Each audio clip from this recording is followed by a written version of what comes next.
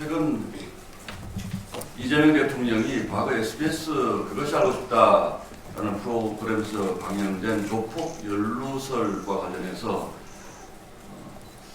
그것이 사실이 아니니까 사과를 받고 싶다라는 말을 해서 화제가 됐습니다. 그리고 그것이 알고 싶다 제작진은 그 말이 나온 지 10시간 만에 사과를 했습니다. 그런데 이것이 가지는 의미가 저는 대단히 크다라고 생각을 합니다.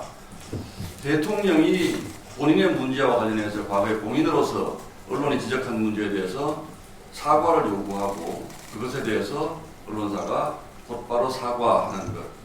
전형적인 권력형 갑질입니다. 저는 보도나 프로그램이 잘못되어 있다면 그것을 구제할 수 있는 방법은 참으로 여러 가지가 있다고 생각을 합니다.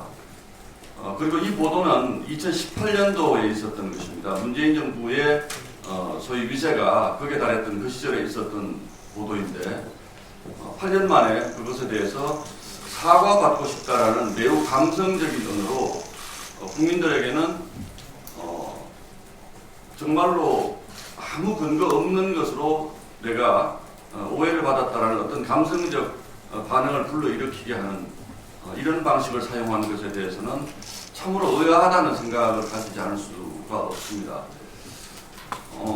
잘못됐다면 여러 가지 법적인 구제 수단을 거쳐서 하게 되어 있는 것은 모든 국민들에게 똑같은 것인데 본인이 공인으로서 언급된 프로그램에 대해서 사과받고 싶다라고 얘기하면 앞으로 모든 언론사가 아마 이재명 대통령에게 사과해야 될 일이 생길 거라고 저는 생각을 합니다. 마침 지금 검찰의 조작기소 국정조사위원회가 출범을 하게 되는데 여기에서 민주당이 대부분의 사건, 이 조작기소 국정조사는 이재명 대통령과 관련된 거의 대부분의 사건을 다루게 되어 있습니다. 그럼 거기에서 이것이 잘못 수사가 이루어졌다 또는 보도가 잘못 이루어졌다라는 결론에 도달하게 되면 저는 대한민국의 거의 모든 언론사들이 이 문제를 과연 어떻게 감당할 수 있을까라는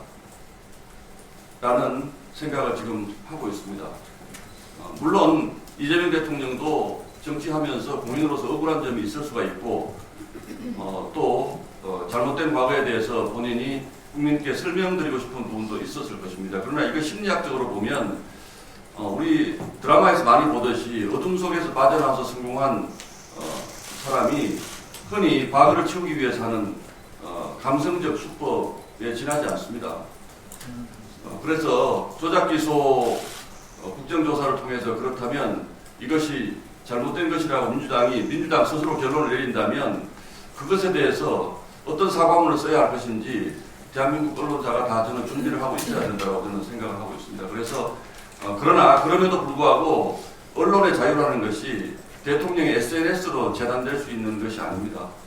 대단히 저는 적절치 못한 일을 했고 이 부분이 대한민국 언론 자유에 시사하는 바가 매우 크기 때문에 이 부분에 대해서 다시 한번 좀 생각을 해볼 필요가 있다. 우리 사회 전반적으로.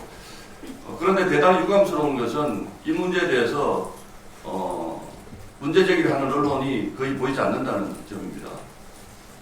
어떤 이유에서 그렇게 되는 것인지는 잘 모르겠는데 개인적인 얘기를 하자면 저도 언론계에 있으면서 이재명 대통령에 대한 비판 보도를 굉장히 많이 했습니다. 그것에 대해서 토론하고 싶으시다면 지금이라도 그 토론에 제가 응할 생각이 있습니다. 그러나 저에게 그것에 대해서 사과받고 싶다라고 말씀을 하시면 저도 이렇게 되돌려 드리겠습니다. 이재명 대통령 때문에 받은 정신적 피해에 대해서 저도 한 번쯤은 사과받고 싶습니다. 이상입니다.